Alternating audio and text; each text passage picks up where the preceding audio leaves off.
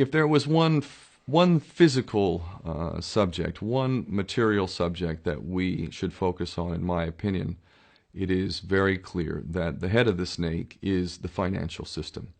We can argue till the end of time about who runs the world. Is it the Jesuits? Is it the reptilians? Is it the Illuminati? Is it the Freemasons? We can go on and on and on and on about this.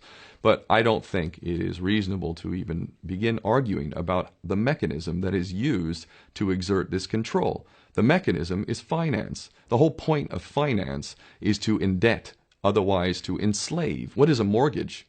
I mean, what does that stand for? It's a death grip.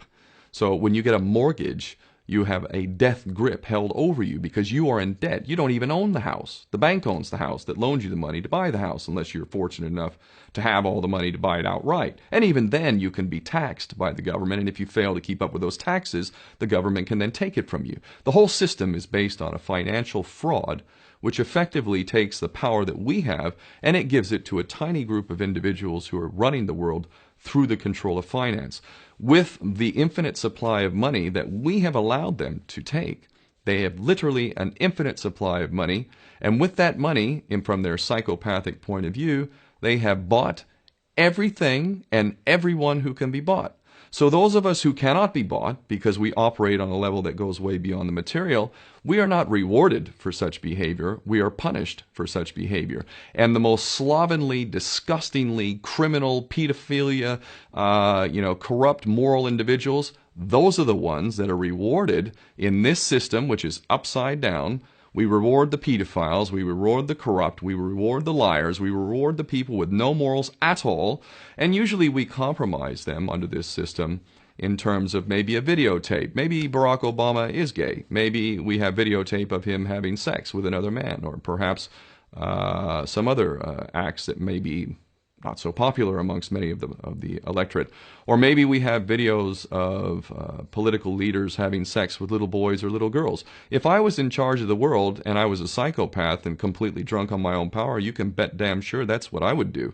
I wouldn't allow anyone in a position of power who wasn't completely compromised. When you have an infinite supply of money, you can do this. Take that supply of money away, take that power back, put it in the hands of the people, get rid of fractional reserve banking, which is an obscenity in itself.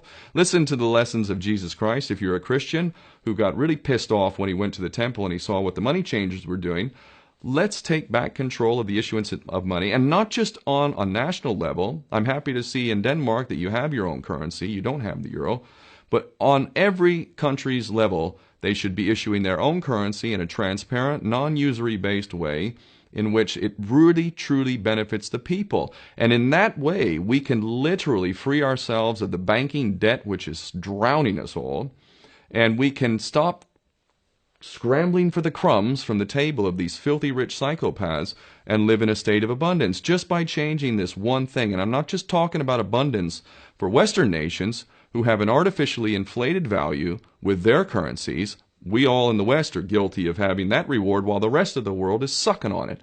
Every nation in the world can use a sensible financial policy to liberate themselves, to have world-class education, infrastructure.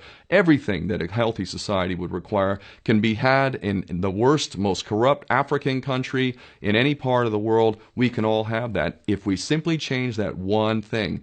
John F. Kennedy did that about 6 months before he was taken out. He issued United States notes as opposed to Federal Reserve notes.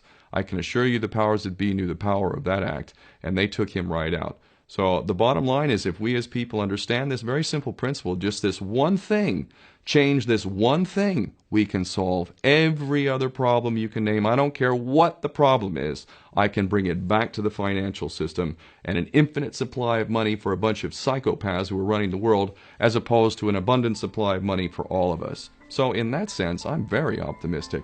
This is not rocket science. I am not the smartest guy in the room. We can all understand this. And as soon as we do, we can exercise the same power that we had, but relinquished, and we can have a future for ourselves and our children. There's a lot to be optimistic about, quite frankly.